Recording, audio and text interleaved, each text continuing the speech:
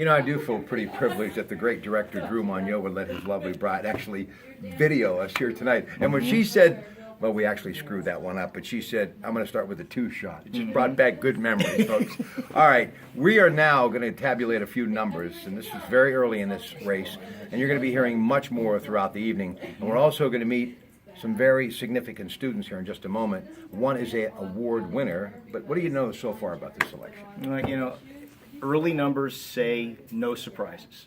And no surprises is not good for Donald Trump because he needs to pull a couple of upsets, especially with some Eastern time zone states, in order to really make the rest of the night important. Winning Indiana, winning Kentucky, winning West Virginia, all those things he's supposed to do.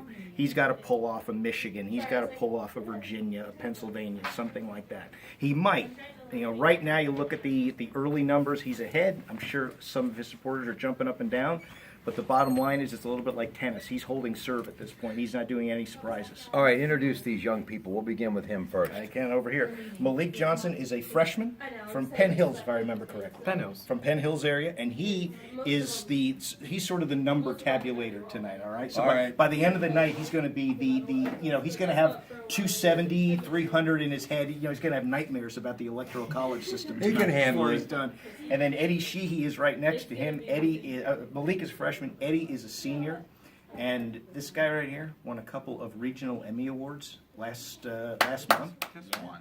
Just one.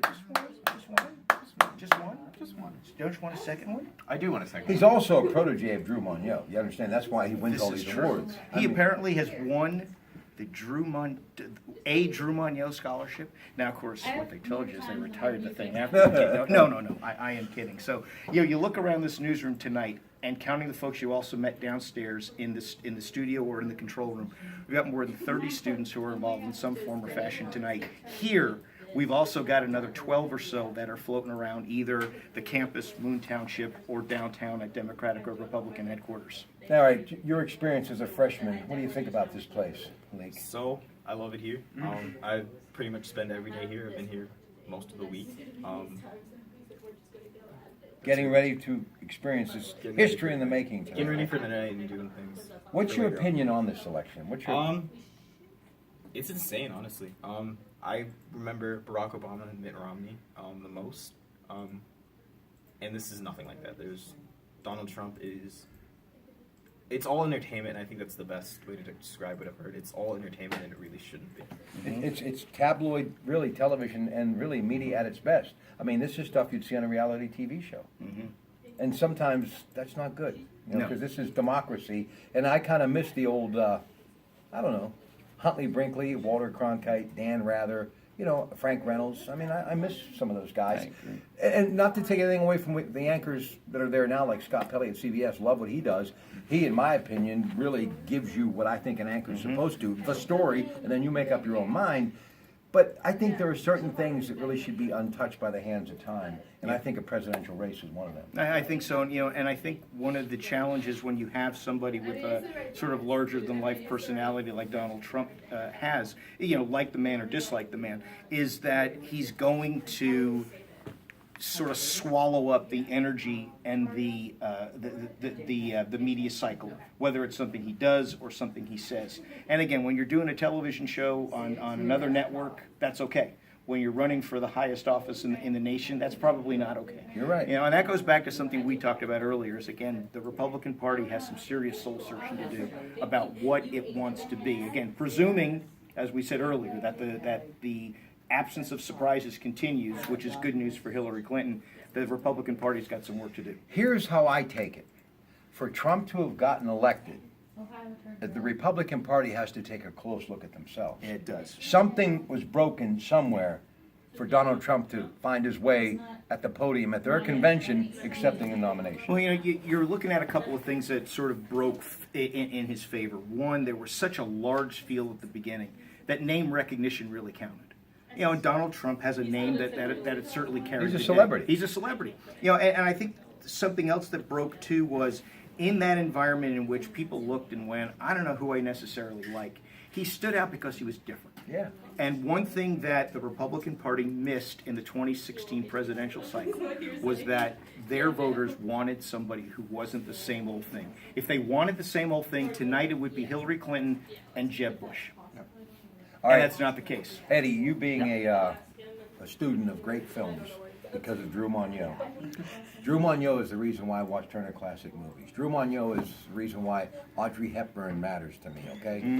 Now that's classic. Earlier today in my gym, and it really consists of slice of pizza, dad's root beer, and a couple of, bag punches, and I'm done, okay? But I always have the TV on, Turner Classic Movies. And Mr. Smith Goes to Washington was on with Jimmy Stewart. And Claude Rains, which I never realized, Drew, that was actually Claude Rains, the senior senator, Senator Payne. Tell me about that movie, and I'm sure you're familiar with it. You're not familiar with it? Well, you are. Drew's gonna yell at me. 'Cause That's I've okay, never that's seen okay. that movie. I didn't mean to He's put you on the told spot. me so many times that I need to watch that It movie. is. I never do it. It's the essence, what I believe, why people should run for public Yeah. office. And I admire anybody who is in public office, and I give Donald Trump a ton of credit for what he was able to do too. And I have much respect for President Barack Obama and his journey over the last 8 years. And as far as Hillary Clinton, it's all good, okay? Talk about that movie, and why is it that every time I watch it and I hear his voice billowing off the marble walls in Washington, and him pounding and trying to make the message with his fist of this is the greater good and this is what we need to do, because if we don't, who will? Why is it that I want more of that in the real world and I just can't seem to find it? Or does it even exist? You know what? I think it's partially the world we grew up watching. Right. And that was the era where, and I use this next phrase carefully because I don't want it to imply something else, where generally speaking, men of power were men of prestige and men who were respected. Right. I don't know if we necessarily have a situation today where we look at Congress or the White House or the news media or the Supreme Court or any institution. I still do, though. Exactly. Well, that's us. These guys are like Supreme Court. No. I'm kidding. But what I'm not kidding about is that the institutions themselves, and so therefore the men and women who populate those institutions, are just not taken as seriously as they once were. Well, I know one thing. Nobody does it better than the Pioneer Broadcasting Station of America. And 96 years ago, they broadcasted the very first presidential election on the radio. Harding Cox, News Radio 1020 KDK. As we speak, a man who was talking about you earlier, much respect as well as I do, Anchor Joe DiStio. He is amazing with what he can do. News top and bottom of the hour. And CBS Radio with 30 million listeners a week, crossing the country coast to coast with the most comprehensive coverage anywhere. And now, that is a wrap, but I wanted to come back one more time because it's his birthday. So happy birthday to truly one of the smartest men I know, Professor Anthony Moretti. So long from Robert Morris University for Thinking Broadcasting. I already got your answer. It's here.